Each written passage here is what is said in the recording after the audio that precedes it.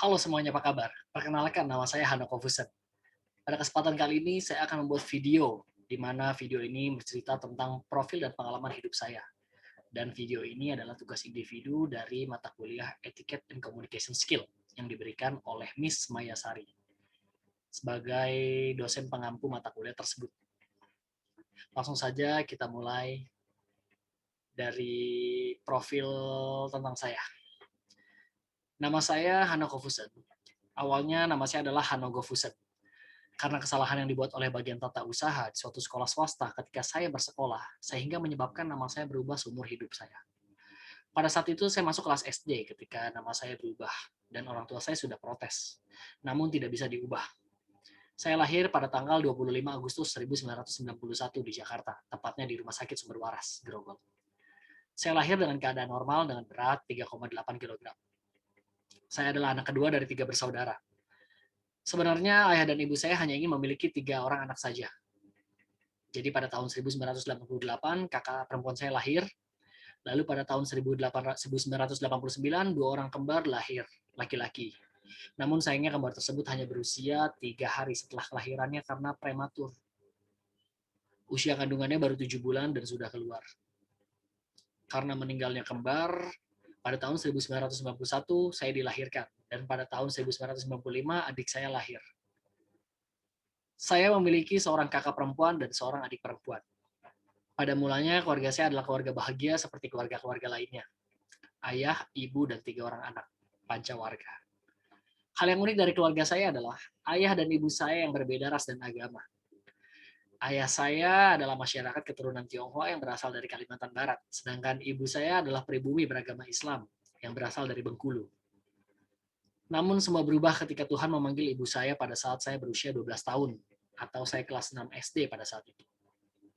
Mulai dari sana, kemandirian saya dibentuk. Peraturan keluarga baru pun dibuat, seperti setelah makan langsung mencuci piring yang digunakan. Dan untuk pakaian, kami mencuci masing-masing, kecuali adik saya. Masih dicucikan oleh kakak saya, karena pada saat ibu saya meninggal, adik saya berusia 8 tahun atau kelas 2 SD. Kemandirian saya ternyata membentuk kepribadian saya yang baru. Hari demi hari, tanpa bimbingan orang tua saya menjadi tidak terkendali. Ayah saya agak cuek dengan anak-anaknya. Setiap hari aktivitasnya sangat monoton, yaitu bekerja dan istirahat di rumah. Saat SMA, saya sudah tidak diberi uang jajan harian, dan bahkan saya bersekolah dengan biaya hasil saya bekerja sampingan. Jadi saat itu, menurut saya, segala cara saya halalkan demi saya bisa bertahan hidup dan bisa bersekolah. Dan saya menjadi bandar judi bola di sekolah saya. Dan saya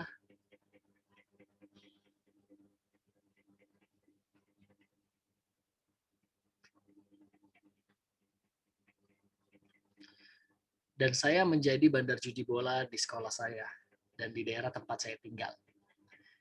Namun karena saya tidak memiliki biaya untuk kuliah, jadi saya menunda kuliah saya dan bekerja di berbagai bidang. Alhasil niat saya untuk mengumpulkan uang untuk kuliah tidak pernah terwujud. Sampai pada akhirnya ketika saya berusia 27 tahun, tante saya bertanya kepada saya, maukah kamu kuliah? Kalau mau, silakan pilih kampus dan program studi yang akan saya tempuh. Jangan khawatir, tidak ada kata terlambat untuk orang yang mau belajar, katanya. Mendengar hal tersebut, saya sangat senang, lalu saya memilih UBM sebagai kampus saya berkuliah.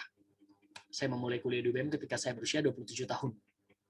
Sebelum berkuliah, saya pernah bekerja di berbagai perusahaan dan berbagai posisi atau jabatan, mulai dari OP Warnet, front office, hingga business development manager, pernah saya jalani.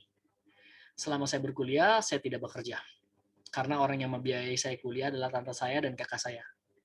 Mereka berpesan agar saya fokus saja dengan perkuliahan saya, dan mereka memberikan saya uang untuk bertahan hidup selama saya berkuliah. Saya pernah gagal berkali-kali dalam hidup saya. Namun dalam perkuliahan ini saya tidak ingin mengecewakan orang-orang yang mendukung saya. Karena saya bukanlah orang yang berpredikat cerdas, namun saya mengerti betul arti terima kasih. Di Jakarta saya tinggal sendirian, karena kakak dan adik perempuan saya tinggal menetap di Taiwan, sudah sekitar kurang lebih 13 tahun.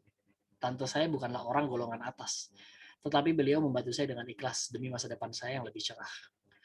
Saya tahu bahwa lulus kuliah bukanlah tujuan akhir dari hidup saya. Namun ketika hari itu tiba, maka dalam hidup saya sudah mendapatkan hal paling indah selama hidup saya. yaitu berubah menuju ke arah yang lebih baik.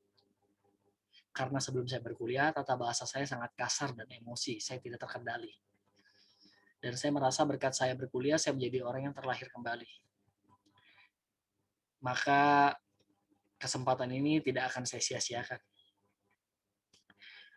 Semoga saya bisa lulus kuliah tepat waktu, dan saya menjadi manusia yang lebih berguna ke depannya. Dan sesi tersebut menutup video saya pada kali ini. Dan sesi tersebut menutup video saya kali ini. Terima kasih dan sampai jumpa.